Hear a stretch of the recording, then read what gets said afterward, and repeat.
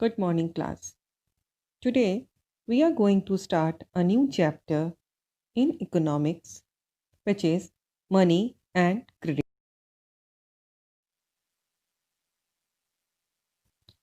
Before I start, I want to ask you a question. There are so many things in your daily life which you need it. But what is that one thing which help you to meet all needs? Can you answer me? Yes, it is money, isn't it? From a toothbrush to a luxury car, a house, or a vacation, money can help you to buy all kinds of goods and services. Are you agree? Okay. However, thousands of years ago, there was no concept of money. Then how did people buy and sell goods? Do you have any idea? In those times, people simply exchange one commodity from other depending on their requirement. This was called the barter system.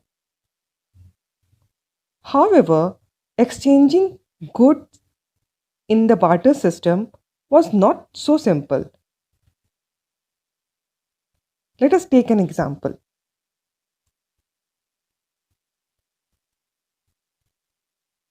This fishman who want to exchange fish for some rice, and the man who has rice wants to exchange it only with the pair of shoes,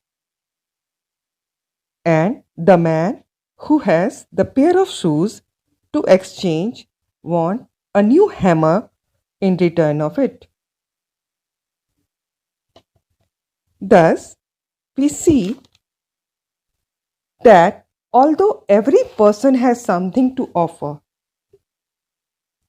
but they cannot exchange things as their requirement do not match. An exchange is possible only if every person has exactly what the other person wants in return. Such a situation is called double coincidence of wants. Let us see how situation changes if money is introduced. See these pictures. Now everyone is asking for rupees.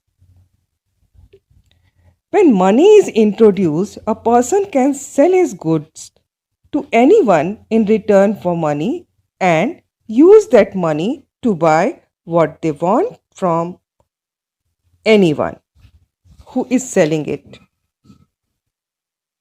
Isn't it? Thus, money eliminates the needs of double coincidence of wants.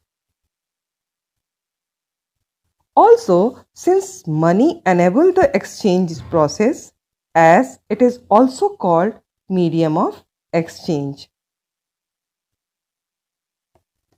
Money did not look as we see it today.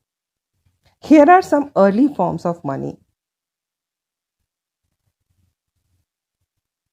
These all things are of daily use that have some value of their own.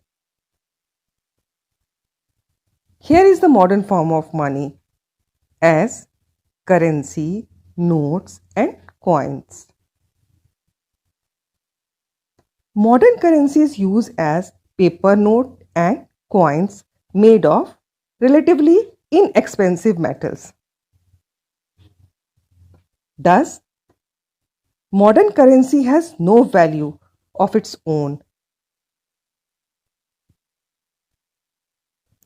Modern currencies has value only because this is authorized by the government of a country. Did you know the current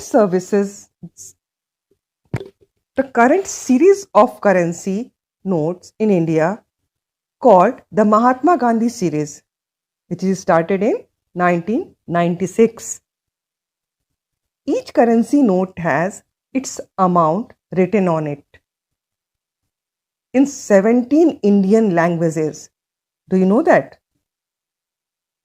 In India, the Reserve Bank of India is the only legal authorized or authority that can issue currency notes and coins on behalf of the central government.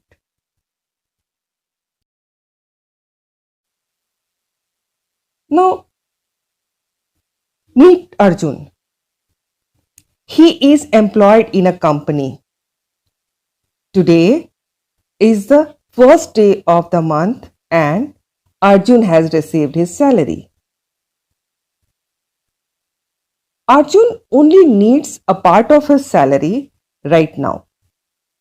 He is worried about the safety of his extra cash. So, Arjun is going to deposit his extra cash in the bank. Arjun has a bank account in the bank, thus he can deposit his money there. The bank accepts money and add it to the deposit in Arjun's bank account. The bank not only keeps Arjun money safe as deposit but also pays an interest on Arjun deposit amount. When Arjun needs money, he can withdraw it from his bank deposit on demand. Thus, bank deposits are also called demand deposit. Is this clear? Okay. Arjun went to the market. He wants to buy a new TV. But he is not carrying enough cash with him. No problem. The shopkeeper allows him to pay without cash. How? He can make the payment by check.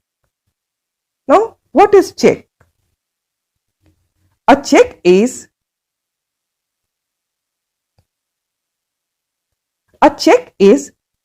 written instruction to a bank by an account holder to pay a specific sum to a specific person from his deposit.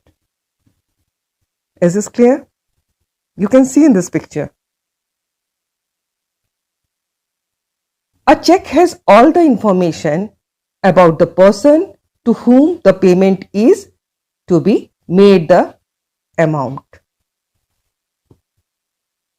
A check bears the account number of the person issuing the check.